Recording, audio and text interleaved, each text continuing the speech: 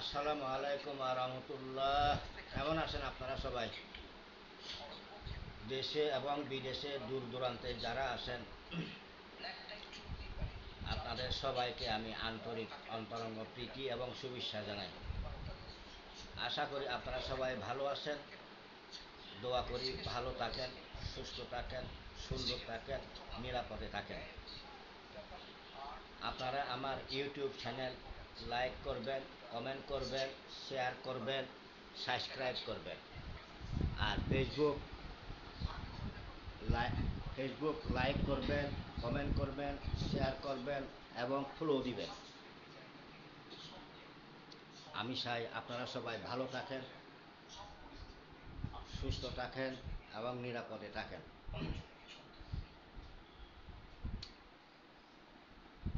তো আপনাদের যদি কোনো কিছু বলা থাকলে আমাকে কমেন্ট করে জানাইতে পারেন, অথবা ফোন নাম্বার আছে, ফোন নাম্বারে আপনারা যোগাযোগ করে সরাসরি আসতে পারেন। আর হাজিরা ফোনের মাধ্যমে দেখতে পারেন। যে দেখবে তার নাম, তার বাবার নাম, মার নাম, মেয়ের জন্য লিখলে মেয়ের নাম, মেয়ের মার নাম, বাবার নাম। তো এই হাজিরাটা এভাবে দেখতে পারেন। আর কাজ করার সময় কিন্তু সরাসরি আসতে হবে। আসি, সরাসরি কথাবার্তা বলে কি লাগবে না লাগবে সেটা হাজিরার পরে হবে। তারপরে আপনারা আসতে পারেন।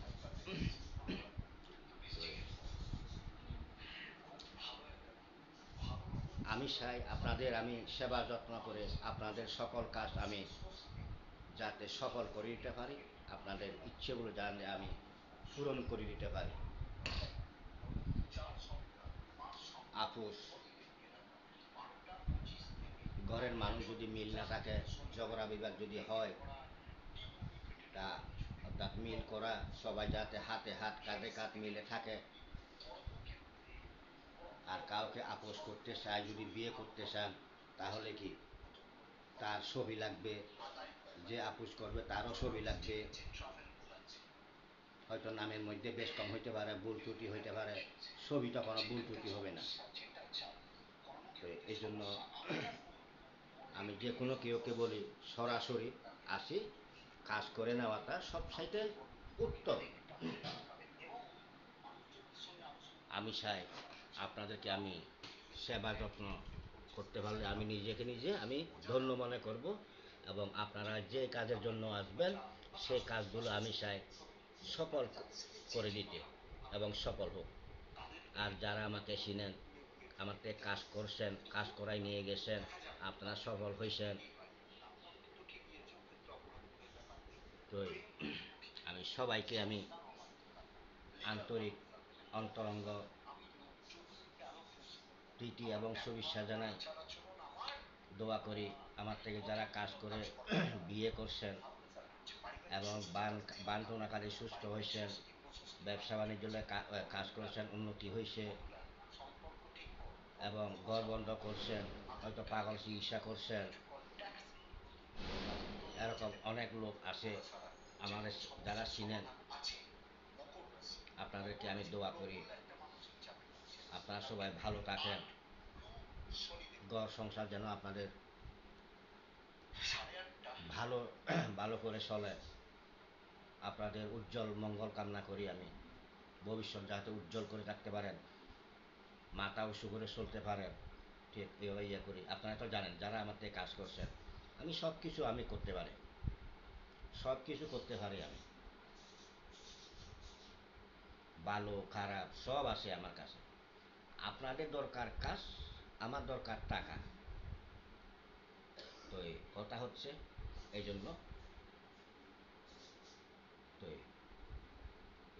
যেইটা কাজ করবেন মনোযোগ দিয়ে করবেন। আর যদি মনে কোনো সংকোচ নিয়ে কাজ করেন, সেটা না করাটাই ভালো। মনে সংকোচ রেখে কখনো কোনো কাজ আপনারা সফলতাতে আসবেন না।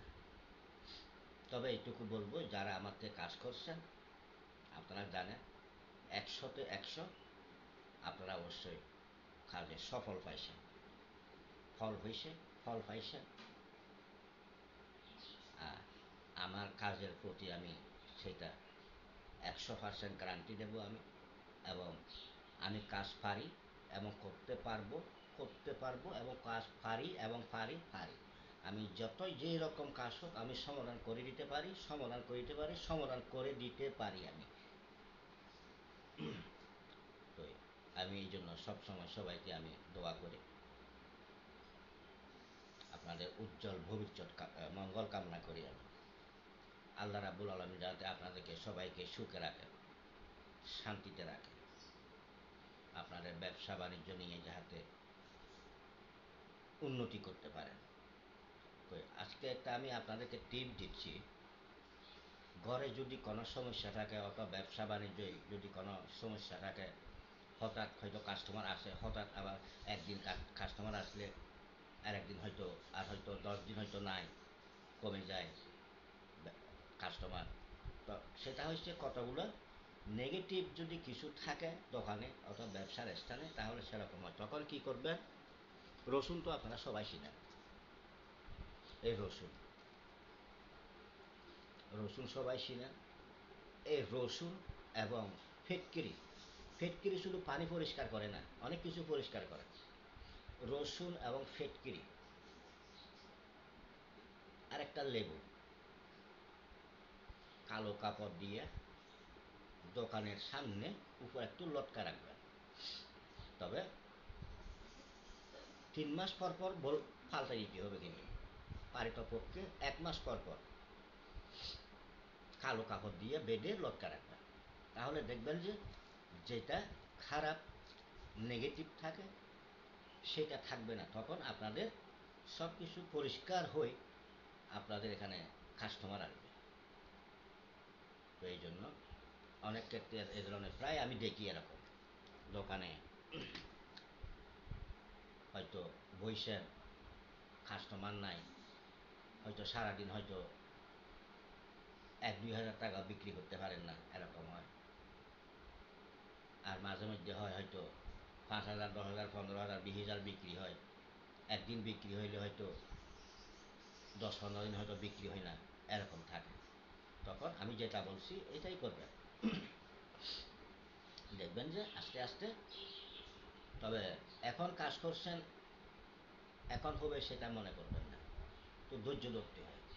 এই জন্য কয় ধৈর্যই ধর্ম কর্মই সাধন, সব কিছু ধৈর্য ধরতে হবে। তবে এই যে আপনাদের খিদা লাগছে, ভাত রান্না করছেন,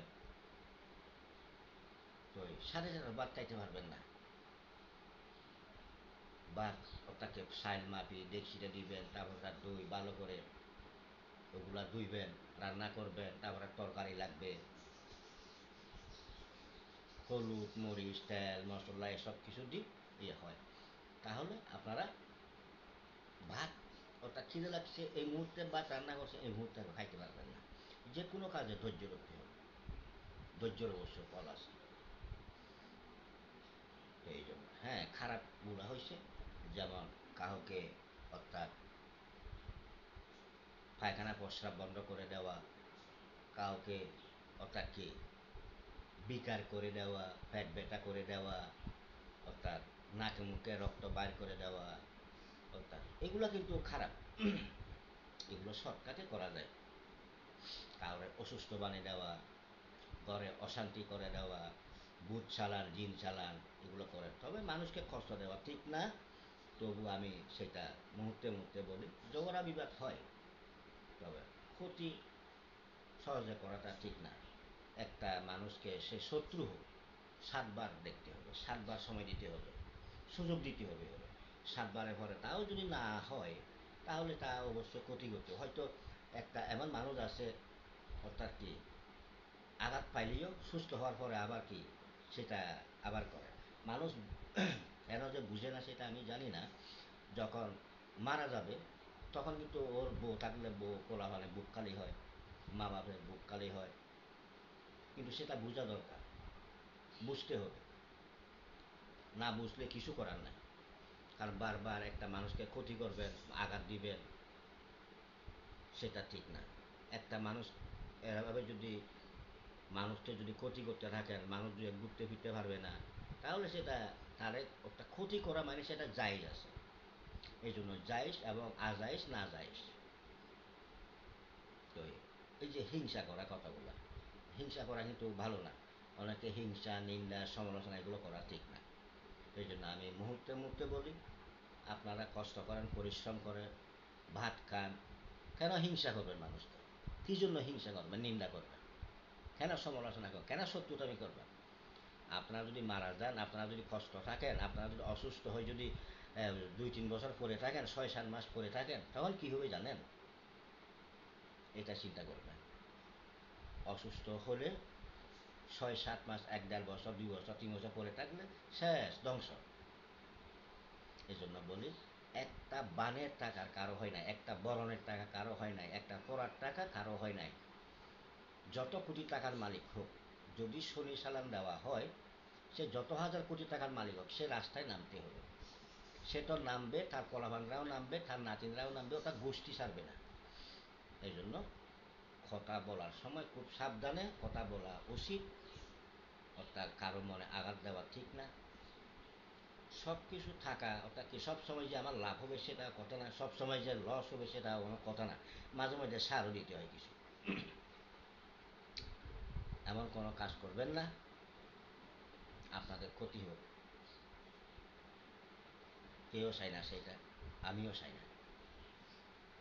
তো ঠিক আছে, আমি আর কি বলবো। আপনাদের সবাইকে আমি আবার ক্ষণিকের বিদায় নিচ্ছি। আপনাদের সবাইকে আন্তরিক অন্তরঙ্গ প্রীতি এবং শুভেচ্ছা জানাই। আসসালামু আলাইকুম আ রহমতুল্লাহ। আল্লাহ হাফেজ।